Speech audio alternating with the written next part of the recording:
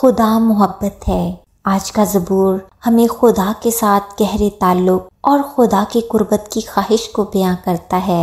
आज के ज़बूर से हम सीखेंगे कि जब हम मुश्किलात में हों या रूहानी प्यास महसूस करें तो हमें खुदा की तरफ रुजू करना चाहिए। खुदा की मोहब्बत हमारी ज़िंदगी का मरकज़ होना चाहिए और हमें हर हालत में खुदा पर भरोसा रखना चाहिए, क्योंकि खुदावंद नामुमकिनात को मुमकिन करने की कुदरत रखते हैं। खुदावंद के ज़िंदगी बख्श पाक कलाम में से ज़बूर नंबर 63।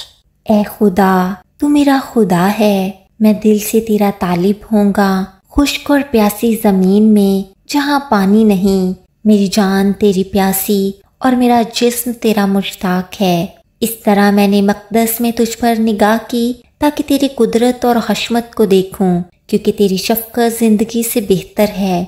मेरे होंठ तेरी तारीफ़ करेंगे। इसी तरह मैं उम्र भर तुझे मुबारक कहूँगा और तेरा नाम लेकर अपने हाथ उठाया करूँगा। मेरी जान गोया गूदे और चर्बी से सैर होगी और मेरा मुंह मसरूर लबों से तेरी तारीफ़ करेगा। जब मैं बिस्तर पर तुझे याद करूँगा और रात के एक एक पहर में तुझ पर ध्यान करूँगा, इसलिए कि तू मेरा मददगार रहा है और मैं तेरे परों के साया में खुशी मनाऊँगा।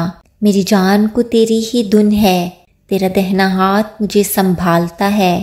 पर जो मेरी जान की हलाकत के दर पे हैं वो ज़मीन के असफल में चले जाएंगे।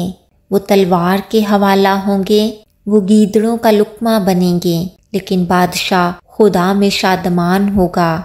जो उसकी कसम खाता है वो फ़ख्र करेगा, क्योंकि झूठ बोलने वालों का मुंह बंद कर दिया जाएगा। खुदावंद की ज़िंदगी बख्श पाक कलाम का पढ़ा, सुना और समझा जाना हम सबके लिए बाइस बरकत हो।